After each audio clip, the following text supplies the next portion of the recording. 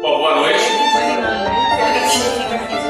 Avançando um pouquinho mais na nossa apresentação sobre mediunidade, vamos abordar pensamento e mediunidade.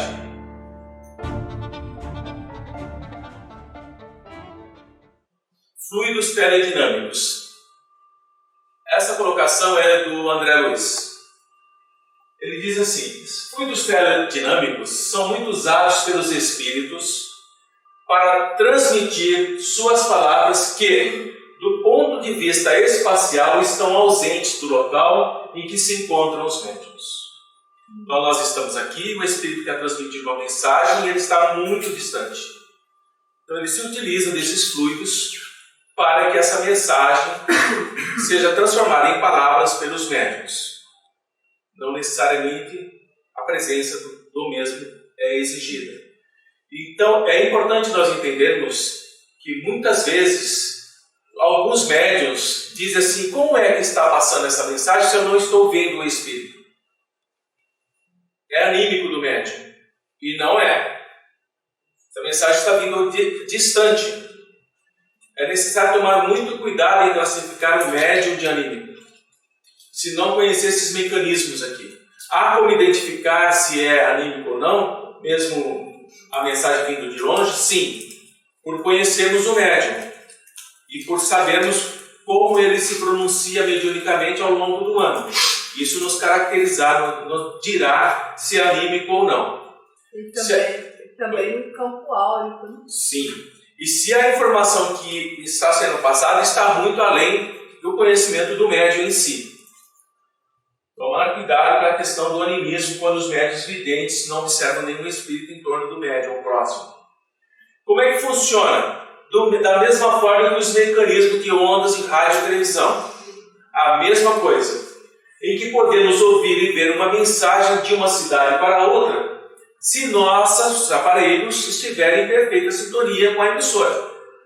Se estamos aqui em Campinas, outro em Ribeirão, outro em outra cidade qualquer do país, estarão todos assistindo a mesma informação, a mesma pessoa, no mesmo horário, se os aparelhos estiverem sintonizados. Assim somos nós, médiuns, ostensivos. É um Wi-Fi mediúnico. Isso. É uma fibra.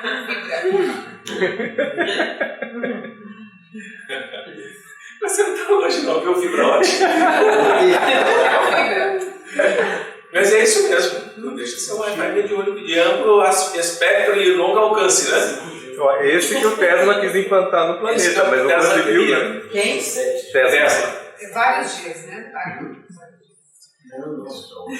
Então é importante nós entendermos isso. Por quê? A partir do momento que nós estamos em sintonia com os amigos espirituais, aquilo que o Espírito quer que ele veja, aquilo que o Espírito quer que ele ouça, ou a mensagem e a imagem que ele deseja transmitir a título de ensinamento. E cada médium vai sintonizar na frequência do Espírito que está na mesma faixa. Isso não quer dizer que essa faixa, essa onda do médium não modifique ao longo do tempo, ou de uma reunião para outra. É importante ter essa mente aberta para isso, para entender que por um determinado tempo nós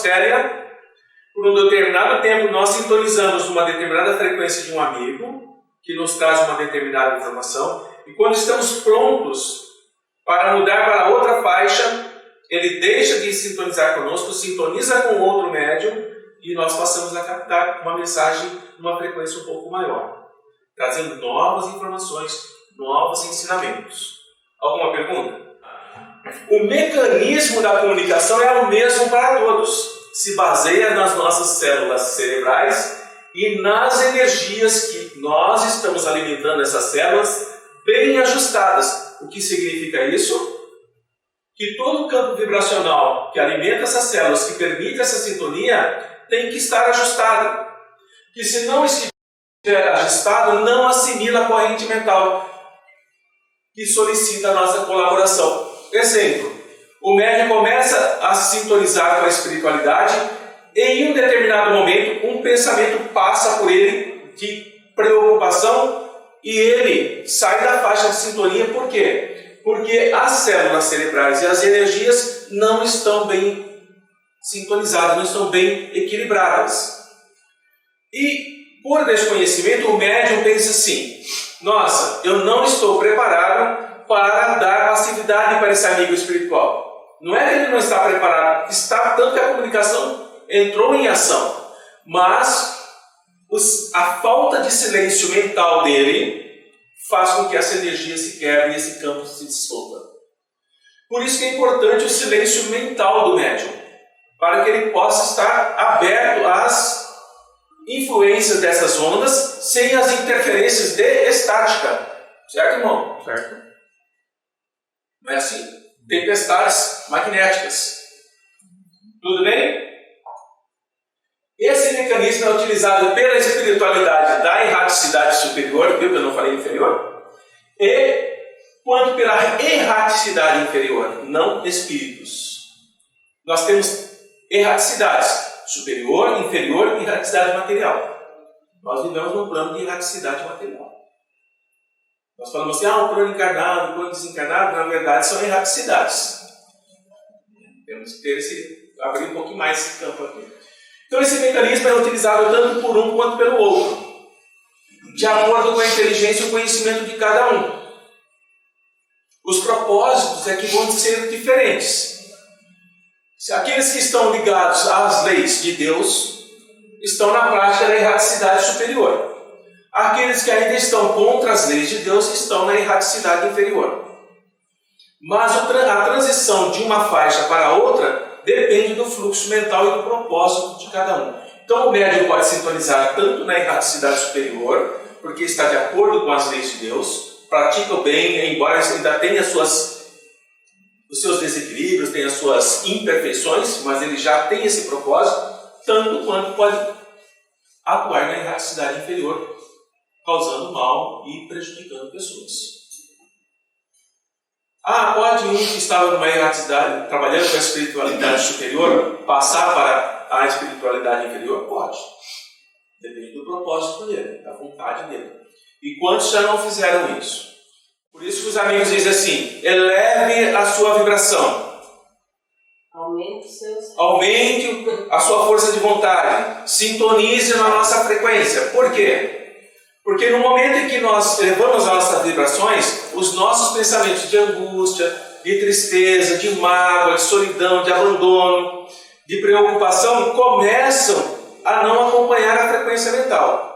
Mas se nós entramos numa frequência mais baixa, esses pensamentos se elevam, criam uma densidade em torno do médium e ele sintoniza assim no campo inferior. Mas aí não entra aquele lance das ondas curtas e longas? Sim. As ondas longas, que nós já estudamos 2 anos atrás, lembram disso? Sim. São as ondas que nós vivemos normalmente. As médias são as que nós estamos utilizando agora, de atenção, de aprendizado. E as ondas curtas, depois as ultra curtas, é quando nós entramos no trabalho prático. Vibrem, vamos trabalhar com os amigos, estamos mudando de faixa.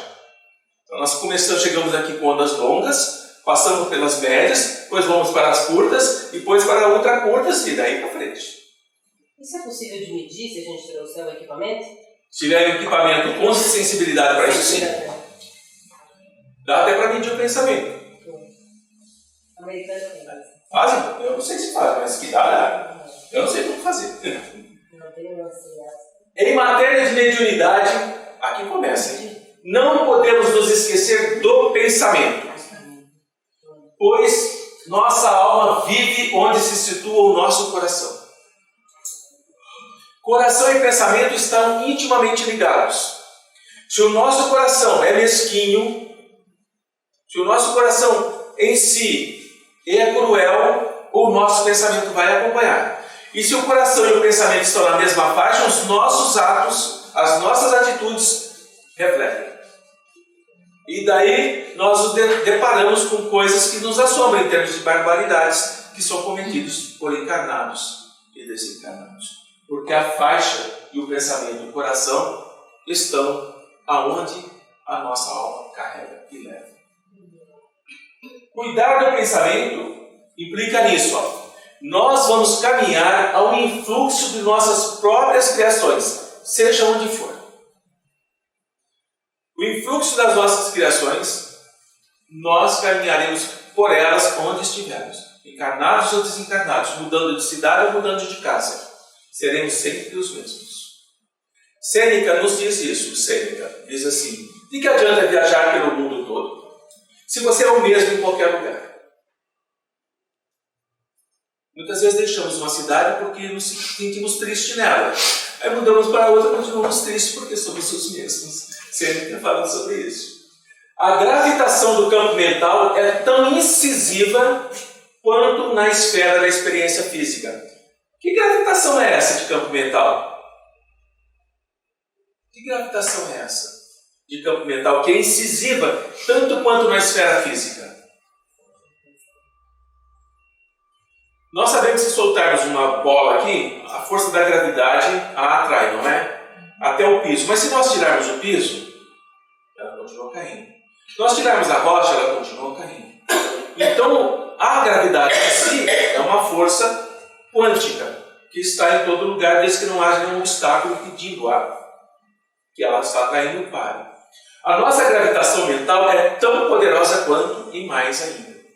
A gravitação mental que nós estamos fazendo agora. Nós estamos numa gravitação mental buscando entender a força do nosso pensamento e os reflexos do mesmo no nosso comportamento do dia a dia, no nosso comportamento como espíritos encarnados e no nosso comportamento como espíritos desdobrados. Se a minha gravitação mental, o meu campo de gravitação mental é um campo de gravitação de atração de energias densas, elas serão atraídas consequentemente por isso. Mesmo que o outro esteja vibrando por mim. Difícil, né? Porque a minha vontade é superior do que aquele que vibra para que eu mude. A gravitação mental que eu alimento, ela é inerente a mim e mais poderosa do que a vibração do outro.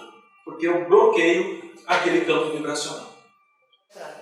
Então, se a sua gravitação mental, isto é, aquilo que você se concentra, aquilo que você se esforça, aquilo que você deseja, cria um campo gravitacional no seu entorno. E esse campo gravitacional atrai Entendi. da mesma forma. Entendeu? Por isso que quando as mães pensam nos filhos que estão no seu útero, o campo de gravitação mental tem que ser elevado. Por isso que quando nós conversamos, dialogamos com fetos ainda para nascer, e ele diz: minha mãe me rejeita. Eu sinto isso, a gravitação mental.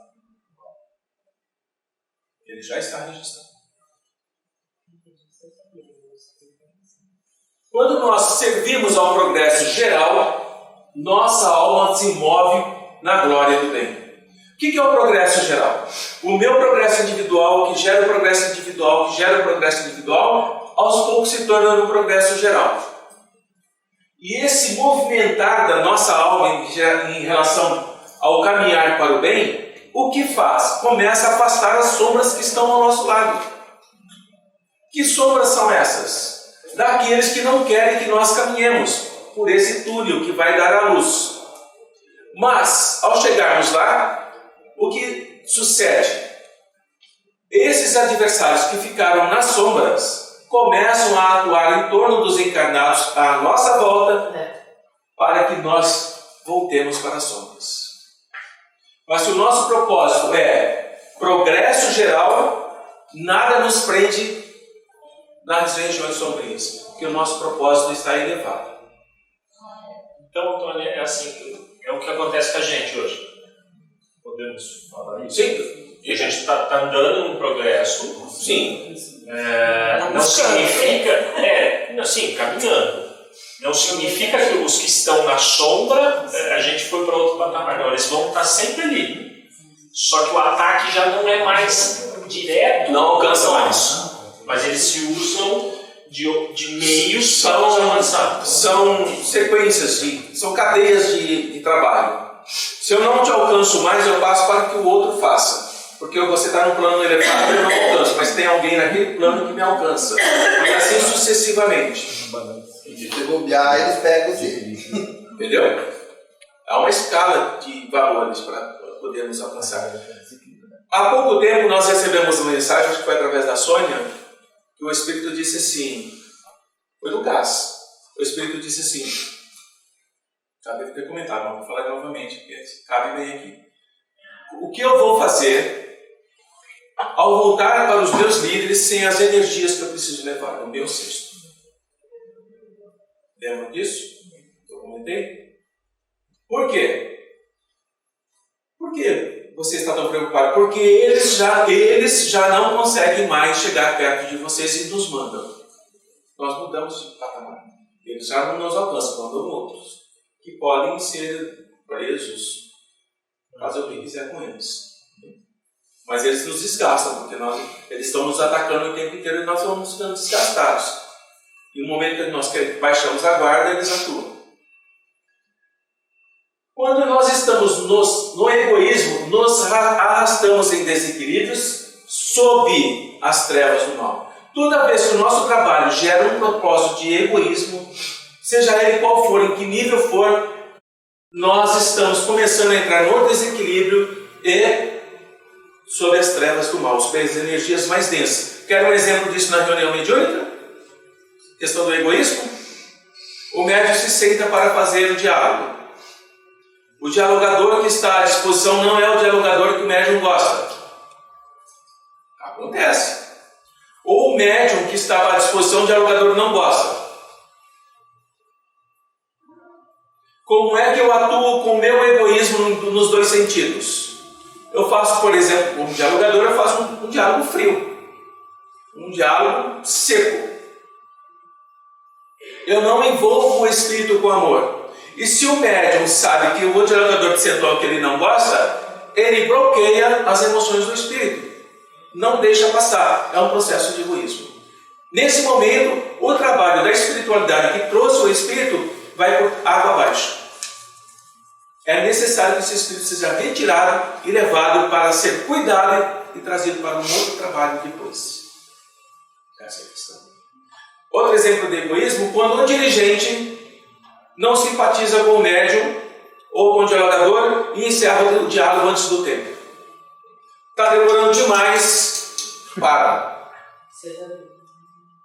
É eu, não é o outro. Temos que tomar cuidado com isso, acontece com todo mundo. Nos domínios do espírito não existe neutralidade. Isso é essencial. Não existe, eu sou neutro. Não existe isso. Eu estou em cima do muro, estou em cima da linha. Não existe. Nosso livre-arbítrio nos tira da neutralidade. Ou escolhemos isso, ou escolhemos aquilo. E nós já fizemos a nossa escolha. E o não escolher também é um lado. Sim. Não há neutralidade. E nós já fizemos a nossa escolha. Fizemos a escolha e isso impede que nós mudemos? Nem em momento algum. Não é não, só. Exato. E quando você fala escolha, é o bem ou o mal? As leis de Deus ou não. Ou não. Porque é importante nós falarmos sobre as leis de Deus, porque muitas vezes os Espíritos dizem assim para nós: você fica dizendo que eu sou do mal, que eu sou do lado do mal, mas eu defendo os mesmos princípios que você, só que de uma forma diferente. O que é o mal? Você é o mal, eu sou o bem? Aí nós temos que saber nos posicionar. Não. Nós trabalhamos de acordo com as leis de Deus. Você trabalha de acordo com as leis de Deus? Coloque em xeque.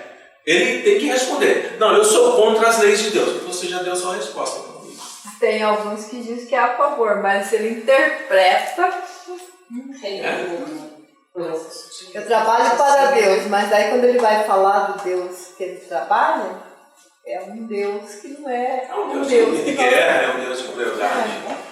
Nós evoluímos com a luz eterna ou estacionamos nas trevas conforme a indébita determinação do nosso eu. Nós comandamos. Meus amigos, nós comandamos. Não há outra pessoa. Se nós desejamos evoluir, nós temos que escolher o lado do progresso, tanto moral como espiritual. Mas também podemos sim, de acordo com as nossas imperfeições, caímos aqui, fazer escolhas erradas, equivocadas, e vamos responder por elas. Por quê? É a determinação nossa. E por isso que já ouvimos falar, e às vezes repetimos inconsequentemente, ou que já aprendemos, que não é escolha minha, foi Deus que quis assim. Quantas vezes já ouvimos isso? Nós mesmos já falamos. Mas não, a escolha é nossa. Se Deus quiser. Se Deus quiser. Se Deus quiser, eu bato a cabeça mesmo.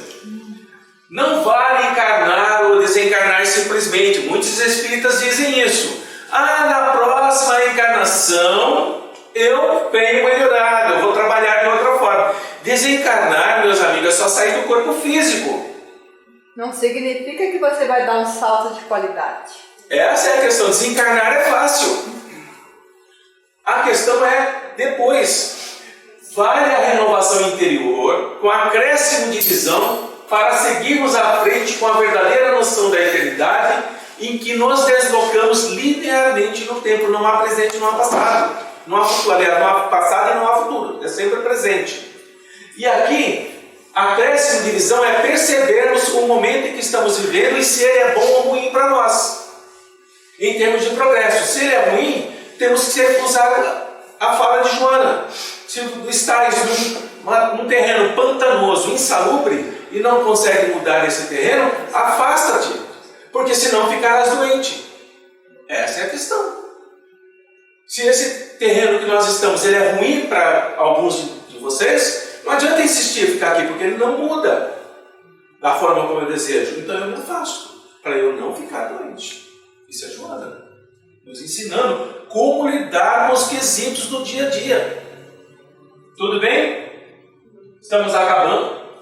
Consciência pesada de propósitos malignos, revestida de remorsos, tardios, cheia de ambições, denegrida de aflições, não pode atrair senão forças semelhantes que a encadeiam em torvelinhos infernais. Todas as vezes que as nossas mentes, mesmo que estejam no propósito maligno que já foi passado, mas está em um remorso contínuo ou tardio, nós criamos em torno de nós mesmos esses torvelinhos infernais de outras mentes também cheias de remorsos, de culpa, nos assediando. O remorso tardio, isto é, logo após a desencarnação, é o grande fator de abertura de portas para obsessores. Eu desencarnei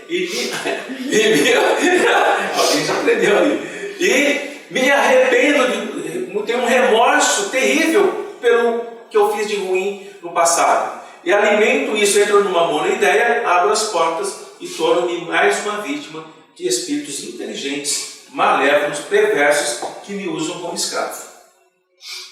Então, cuidado com a questão do remorso e da consciência pesada. Você vai trabalhar isso ainda hoje, em dia, né? A obsessão é um sinistro conúbio da mente com o desequilíbrio comum nas trevas. Isso é obsessão. É um conúbio, é um casamento entre a nossa mente e o desequilíbrio das trevas. Que desenho que você colocou ali? É uma mina. Apaga, irmão. É uma mina. Ai, que linda a imagem. É uma mina. Pensamos em imprimirmos existência ao objeto idealizado. Pode ser, irmão. Deve ser de cartão. Deve ser mina de carvão. Provavelmente. Profunda assim, né? Então, quando a nossa mente está em desequilíbrio, nós inconscientemente estamos entrando em conúbio, nos casando com as mentes das trevas. Estamos nos afastando dos amigos espirituais. Quando entramos em sofrimento, em tormentos de dor, nos afastamos do amor. Quem diz isso? Joana de Ângeles. Todas as vezes que o sofrimento chega, que a dor chega, nós estamos afastados do amor. Precisamos buscar o amor para afastar esses sentimentos ruins e nos ligarmos novamente a Deus. Se persistimos nas esferas mais baixas da experiência humana, os que ainda jornadeiam nas linhas da animalidade nos procuram. As prisões estão cheias, os manicômios estão cheios. E as ruas estão cheias. As ruas estão cheias. As cracolândias estão cheias. Pessoas normais. Por quê? Porque persiste na esfera mais baixa vibracional e se aproximam de nós e ficam ligados a nós na questão da animalidade. E nós nos chocamos com isso, porque realmente é chocante. E atraídos por nossos impulsos inferiores, vamos absorvendo as substâncias mentais que nós emitimos e projetando sobre nós os elementos de que se fazem portadores. Atraímos e emitimos. Atraímos e emitimos. Criamos esse processo de ir e vir, de trocas de energias. Imaginar é criar. Imaginar é criar. A força da mente é inconcebível nesse sentido. Então, vigiemos o pensamento, nos purificando no trabalho incessante do bem, para arrojarmos de nós, tirarmos de nós os grilhões capazes de nos acorrentar a obscuros processos da vida inferior. Que obscuro processo é esse da vida inferior? Esquizofrenia. O que mais? Depressão. O que mais? Psicose. Síndrome do pânico. O que mais? Todos os tipos de psicose. Estamos aqui, acorrentados aos obscuros processos. O que você está falando aí? Aos processos da vida inferior. Nos levam para o fundo mesmo. Profundamente, dificilmente saímos. E acabando, a vítima, isto é, aquele que sofre o ataque, sempre cabe a atitude de perdão. Eu fui atacado, eu fui ofendido, fui vilipendiado, fui assassinado, eu tenho que perdoar. Porquanto, se eu revidar um mal que sofri com outro mal, eu me torno também um agressor e atuo na órbita daquele que me feriu. Eu me assemelho a ele. Todavia, se não perdoa e o seu prejudicador, isto é, aquele que me ofendeu, se renovou, na prática do bem, já está reparando o mal que fez a mim. Não se aplica a ele o impedimento do progresso. Olha que interessante. Então, quer dizer, Antônio, que se muitos dos nazistas que fizeram aquelas atrocidades se arrependeram, já se repararam esse mal na prática do bem, que eles estão em progresso? Estão. E as vítimas que não perdoaram estão presas? Estão. Que lei de Deus é essa? Porque o desafeto permaneça na teima do desforço pessoal. Quando eu fico arraigado à vingança daquele que me ofendeu, eu fico preso e ele vai adiante. E é esse trabalho que nós fazemos aqui, aprender a trabalhar com isso. Mostrar para aquele que é o perseguidor, que foi vítima, que enquanto ele permanece nesse processo, aquele que foi o cruel, o carrasco, está avançando. E é necessário que ele entenda que é necessário perdoar. O trabalho nosso do GEP, com desdobramento no gás, é isso. Ensinar no nosso dia a dia a levar para esses espíritos esses conhecimentos. E ao compreendermos e ensinar, nós estamos fazendo o nosso próprio progresso individual e geral. Falado lá no primeiro slide. Tudo bem? Alguma pergunta? Antônio. Oi. Tirando o nosso trabalho. Tirando o nosso trabalho. Assim, imagina assim, a espiritualidade, o espírito em si, quando desencarna, tem esse sentimento, né? Tem essa culpa. Por exemplo, os que sofreram no nazismo. Eles têm outros meios de reverter essa situação? Tem. Reencarnações compulsórias, em que ele não tem opção de escolher nada, embora já ele recebeu tantas oportunidades que ele rejeitou todas, ele reencarna obrigatoriamente nas condições que ele é determinado, é um dos meios. O outro meio é ele ficar purgando no campo vibracional que ele mentalizou, até todas as energias drenarem e ele ser recolhido para poder começar o processo preparatório para a reencarnação. Um outro meio. O exemplo.